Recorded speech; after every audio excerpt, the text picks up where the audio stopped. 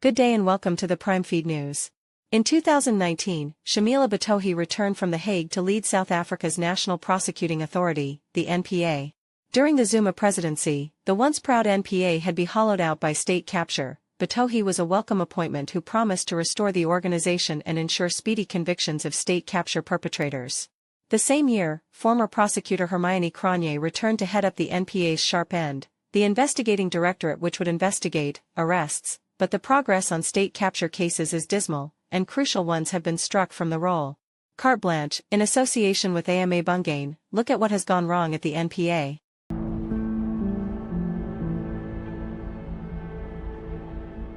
In 2019, advocate Shamila Batohi was appointed to lead the NPA.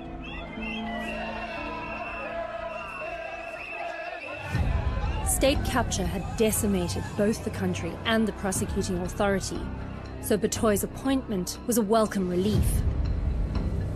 And she promised the nation to put those responsible behind bars. We are acutely aware of what the people of South Africa want.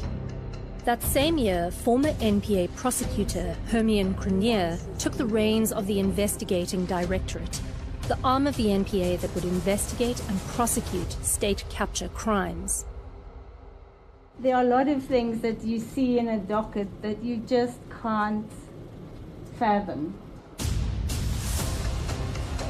Two powerful women with the same aim. But their alliance wouldn't last. Within 3 years of working under Batohi, Cronje left the NPA for a second time.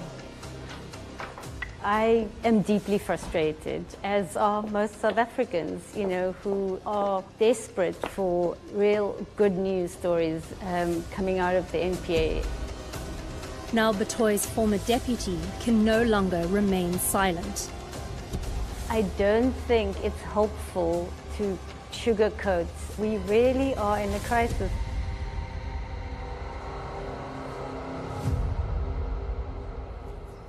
I'm 𝗀𝗵𝗶𝘀, an investigative journalist for amaBhungane. This investigation is a look at recent high-profile state capture cases and why the NPA is failing to successfully prosecute them. In December 2021, lack of skills, lack of strategy, and internal sabotage prompted Cronje to leave the NPA. She was replaced by seasoned prosecutor Andrea Johnson, who became a household name as a member of the prosecution team in Oscar Pistorius' trial. Johnson came in guns blazing. Suddenly, there were multiple high-profile arrests. Transnet, Eskom, a former cabinet minister. In a meeting with staff in 2022, Batohi was in a celebratory mood. Maybe after 6 months we're going to be celebrate, popping lots of champagne. The first state capture case the NPA would take to court was New Lane. It was a 25 million rand feasibility study that would persuade the Free State government to release R500 million into an equally controversial scheme known as the Estina Dairy Project. The omens weren't promising. The bottom line is we didn't have the capacity, we didn't have the skills in-house. In January last year, the New Lane trial got underway, but the case soon began to unravel. News 24 legal journalist Karen Maughan was in court. There was such a profound lack of seriousness from some of those investigators that it was mortifying. The basics required of any successful prosecution simply weren't done. The judge called it a comedy of errors and hammered the NPA for how it had approached the case. That criticism, I think, is devastating. Admitting documents into evidence, that's trial work 101, right? And the fact that the judge thought we were hopeless at that is devastating. When cases like this go wrong, Batohi has the power to intervene. Why did you not intervene when you saw that the case was going off the rails? How do you know I didn't? Did you? That would have been a good first question. But did you intervene in that case? Of course I did. There are lots of things that happen behind the scenes because we understand the reputational damage for an NPA when these cases fail. Why were those interventions not successful? I have no idea, right? I cannot say because we did the best we could.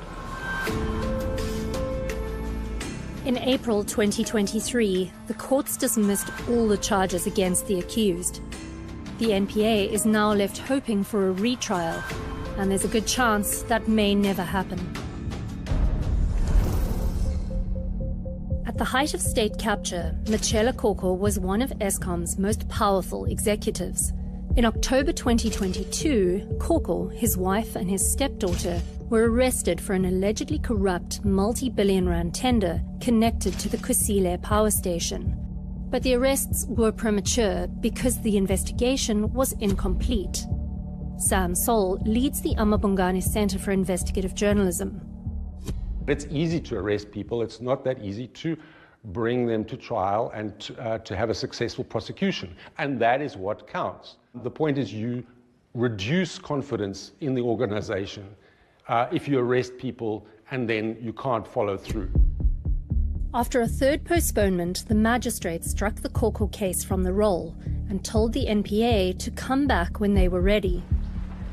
Glenys Breitenbach is a former NPA prosecutor and now a member of parliament. There's just no other way to describe it. You screwed up New Lane. Now you've got 𝗀𝗃𝗃 et al. on the roll, and it gets struck off. I mean, struck off. How? How is the National Prosecuting Authority not ready with their cases? It wasn't ready because it didn't hire forensic analysts to sift through the digital evidence seized from 𝗀𝗃𝗃's premises. Why were the seizures not done first before bringing the case to court? That is a very good question. We've learned a lot of lessons from this, and that is, I agree with you. I've said to prosecutors, let's ensure that these searches and seizures are actually done earlier so that when we don't have the same problem. Unless the NPA brings this 2.2 billion rand corruption case back to court, 𝗀𝗃𝗃 and his co-accused are off the hook. New Lane and 𝗀𝗃𝗃, two vital state capture cases, both failed in court within months of each other. In summary is that the NPA can't deal with complexity. They can't deal with complex commercial crime cases, and they don't know how to sequence their battles, sequence their targets, and prioritize. The NPA boasts about its many successes. It's enrolled 547 corruption cases and convicted 700 government officials, it says. But it just can't get a serious state capture conviction in the bag. Colleagues, if we do not deliver in the next 6 months on state capture cases relating to our SOEs, no matter what else we do, the country will see us as not having succeeded. But now, after 2 years of disappointments, Batohi is backtracking, calling state capture cases 0.01% of the NPA's work.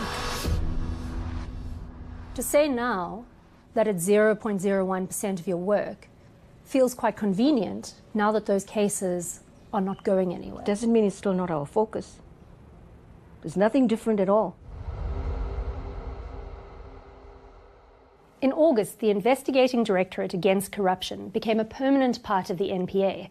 This is the unit that they hope will emulate the Scorpions and once and for all put state capture actors behind bars. Matthew Sisoko is the head of investigations at IDAC, the successor to Cronje's Investigating Directorate. The Eskom Transnet SAP contracts, that one is still under investigation. Yes. The Transnet Neotel contracts, that one I assume is also still under investigation. Still under investigation. The Transnet cutting edge contracts, the locomotive contracts, the relocation of the OEM, SAA Mumbai Lufthansa, Denel. Still under investigation. I mean, objectively, isn't the NPA in a worse position than it was 2 years ago? Well, it depends from which vantage point you are looking at it, you know. From where we are sitting, we are making quite a progress in these matters. These are complex matters, and you're dealing with the kind of accused who have all the resources to fight. The NPA says it has a much longer list of cases where arrests have been made, but arrests are not convictions. We have enrolled 37 cases in the ID. We have an ex-Speaker of Parliament in court. We have an ex-president that's being prosecuted. We have the Secretary-General of a ruling party. Sure, but you're saying Delivery is getting a case enrolled. Now, a number of those cases that have been brought to court have been struck off the roll. We've got the New Lane case, the first major state capture case. How many more? We've got the 𝗀𝗃𝗃 case, struck off the roll. We've got the 𝗀𝗁𝗃𝗃 case. We've got the charges being withdrawn on the EOH case. The Transnet case has been in court for 2.5 years. That still hasn't proceeded to trial. That's the way these systems and processes work. New Lane is under appeal, right? 𝗀𝗁𝗃 will be re-enrolled, okay? 𝗀𝗃𝗃 will be re-enrolled. In my view, these are not failings yet. They are serious setbacks that we have properly interrogated and that we are learning from, but they're not failures. But what if the family at the centre of the state capture narrative, the people alleged to have had undue influence over government and access to its riches because of their closeness to a former president, the 𝗀𝗃𝗃𝗃s? If there's one thing that would change the sentiment around the NPA, it would be bringing the 𝗀𝗃𝗃s back to South Africa to stand trial. Instead, we keep letting them slip through our fingers. We knew who the 𝗀𝗃𝗃s were, we knew what they had done, we knew what the implications were, we knew that we wanted to prosecute them, and yet they hopped on a plane and buggered off. The 𝗀𝗃𝗃s escaped to Dubai, and ever since South Africa has been trying to get them extradited. Then, in May 2024, one of the 𝗀𝗃𝗃 brothers, AJ, was arrested in India on an unrelated matter. The NPA had a second chance to catch the state capture mastermind. And were we ready? Did we have an indictment that featured AJ 𝗀𝗃𝗃? Did we immediately have a docket that we could send to the Indian authorities to say, hold this man for us, we want to extradite him? And we have a treaty with India? No, we are still trying to tread water, trying to keep our head above water, giving spin. With both the New Lane and 𝗀𝗃𝗃 cases struck from the roll, even if the 𝗀𝗃𝗃s are caught again, there is no case we can use to extradite them. Do you think that you've been tough enough for this job? I don't think what I think about myself is important. I think I leave the people of this country and for you all to make your very considered judgments on that, and let the work speak for itself at the end of the day. Right now, it's speaking volumes.